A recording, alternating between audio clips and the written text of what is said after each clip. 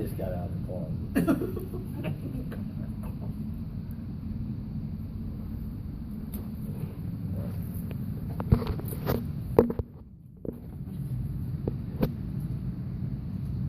Some of you may be familiar with the concept house Negro and field Negro in his speech delivered by Malcolm X called Message to the Grassroots.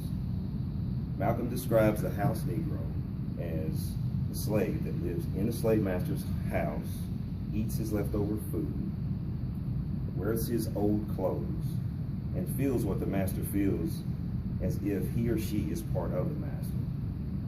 Malcolm simply defines the field Negro as being the majority of slaves during that time, but never defines them, how they live, or what their purpose is.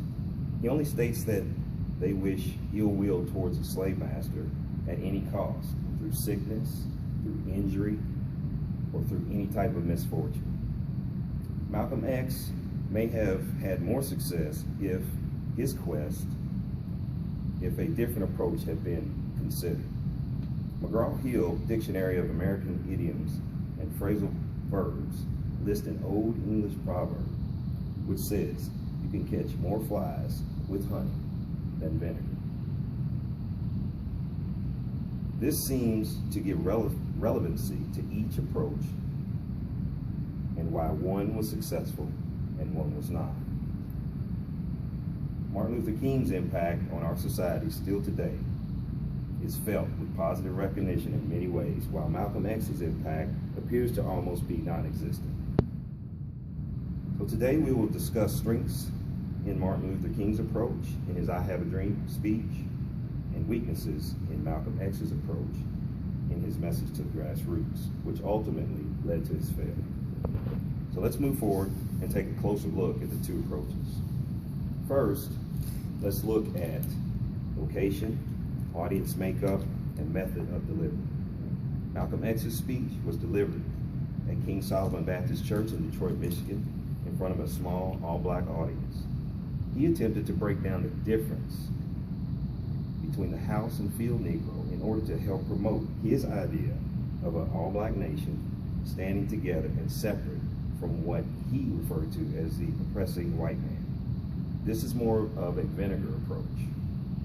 Martin Luther King's speech was delivered on the steps of the Lincoln Memorial during the March on Washington in front of over 250,000 people of multiple nationalities, and over 60,000 of those people were white.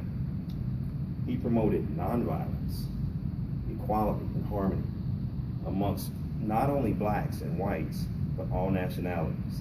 This is more of a honey approach. Let's look at why Malcolm's approach ultimately failed versus why Martin Luther King's approach succeeded. Much of Malcolm's speech stretched beyond the boundaries of the teachings of the Nation of Islam, and he was silenced by Elijah Muhammad, the nation's leader, shortly after that, for comments that were made relating to the assassination of John F. Kennedy. Martin Luther King succeeded because he promoted peace and unity versus violence and separatism. A national holiday, streets and highways, and a memorial were created in his memory and in honor of his many accomplishments. The Malcolm X and Dr. Betty Shabazz Memorial and Educational Center, which once housed the Audubon Ballroom where Malcolm X was assassinated, is the only significant memorial created in his honor. So, in conclusion, today we discussed the strengths in Martin Luther King's approach in his I Have a Dream speech, and the weaknesses in Malcolm X's approach in his Message to the Grassroots speech. As stated earlier, Malcolm X may have had more success in his quest if he had considered a different approach. To sum it up, Martin Luther King's charismatic and peaceful approach to equal rights in America is an excellent example of some success in equality amongst people in our nation. Malcolm X will forever be remembered for his most famous speech.